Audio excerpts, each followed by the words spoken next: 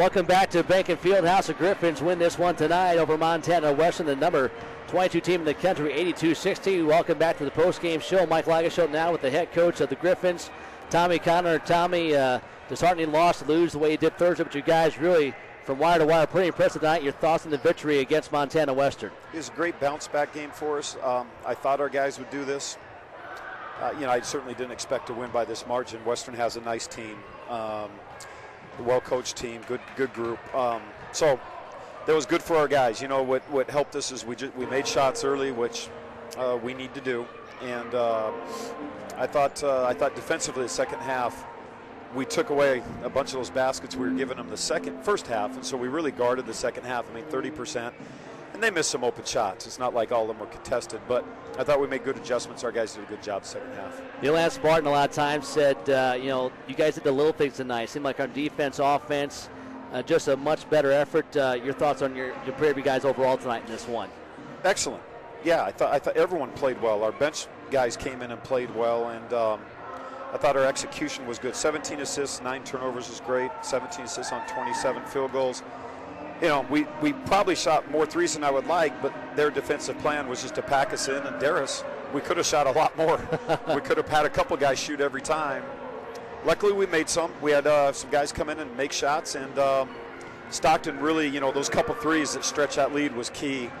And how about a nice game from him? 8 assists, 1 turnover. And I thought he played very well. They had a good plan to try to limit his scoring, but overall, he had a nice game. Now this was a 6-point game at halftime. He had a 14-3 run about midway through that second half. Anything that went your way in that stretch really helped you blow this game open, as you saw it?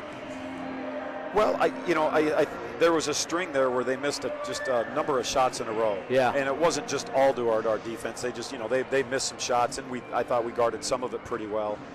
And then I thought we were really efficient. There was a stretch where we were just really good offensively, where we were getting the shots we want out of our offense. And then, it's about making shots. It's a simple game.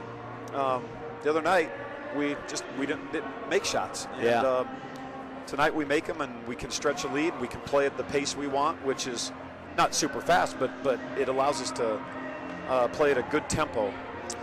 And so I'm really proud of the guys. Good bounce-back game. We had to have this game, and I'm happy for the performance that they had tonight. Well, A.J. Riley had now been in double figures the last 3 games. Got a quick start for you in that first half with 13 points, finished with 17. You had really good balance because of guys like Kim. Just your thoughts on the play of A.J. Riley in this one. A.J. was very good tonight. I'm glad he had this game. We need him to play well for us, and he played well tonight. He just jumped up and stuck some shots. Had a good overall game, and I was impressed with his play. I'm happy for him tonight. One thing that's been a little difficult is rebounding with your lack of size with Ben Walker being out of times tonight. You got 7 boards from Tanner Gregory. Jeff Christensen came in, got 6 boards and 2 block shots. I'm guessing that's kind of the effort you're hoping to get from those guys every night. Yeah, that was great. Yeah, really happy with Jeff's rebounding, which we need from him. I mean, as you know, every night, every game, it's going to be a rebounding war and battle. And we've won a lot of them, but it's just always a battle. Well, Coach, congrats on the win. A good bounce back. As you said, you're now 1-1. You're on the road for a couple games next weekend, then back here for 3. Go enjoy this one. Okay, thank you very much. All right, Tommy kind of joins us on the post-game shows. The Griffins win this one, 82-60 over the Montana Western Bulldogs. The Griffins improved to 13-3. Overall, 1-1 in the conference. Montana Western falls to 12-5. They are 0-2 after dropping both games on this road trip. Some final numbers for you. Western shoots 35% from the floor, 9 for 27 from three-point range. 27 of their 53 shots were from beyond the arc. They go 59% at the free throw line, and Lance Barton hops back on here. Lance, we were talking about that second half. No numbers in front of us, but we just had the feeling that they were missing a lot of free throws to go just 9 for 27. That's not going to help you. Yeah, I mean, you look at the stats, and they only get 2 3-pointers in that second half compared to 7 in the first. I mean, that's a big turnaround. The Griffins made an adjustment. They got a little bit spread out on their defensive scheme, so you could tell that was a change, and that really helped.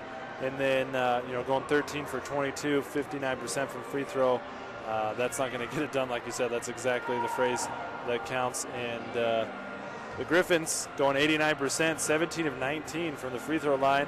That's a big win for them, shooting 45% overall. The Griffins just had good shots.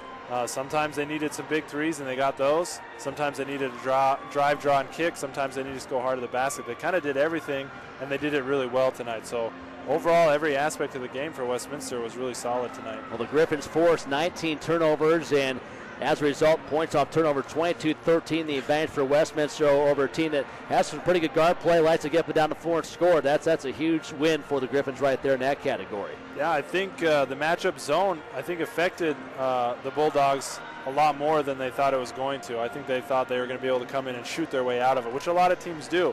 But the Griffins made the adjustment, and Tommy Connor made it, especially going to the second half, to spread that matchup zone out and make them drive. Tana Gregory, stepped in, took a couple of charges, and they were able to limit the Bulldogs to only 4 offensive rebounds in the first half compared to 9. So great adjustment, great job getting the game plan back to where they wanted to in that second half, and it really showed as they extended that lead into the victory. I talked to Tommy about this. Tana Gregory, 7 rebounds. Jeff Christensen got 6 off the bench, a couple block shots. We talked about the lack of height and size. If those guys can do that, that's really going to help this team out the rest of the way. Absolutely. The key to that is, I believe, it starts with Tanner Gregory. He's going to have to play. He's got the most playing time out of any of the bigs. He plays really well. He's really smart. But they do need him to score. They do need him to get offensive rebounds and a defensive rebound. But I think Coach couldn't be happier with Jeff's performance. Overall, stepped up, got some big blocks, like you said, big rebounds.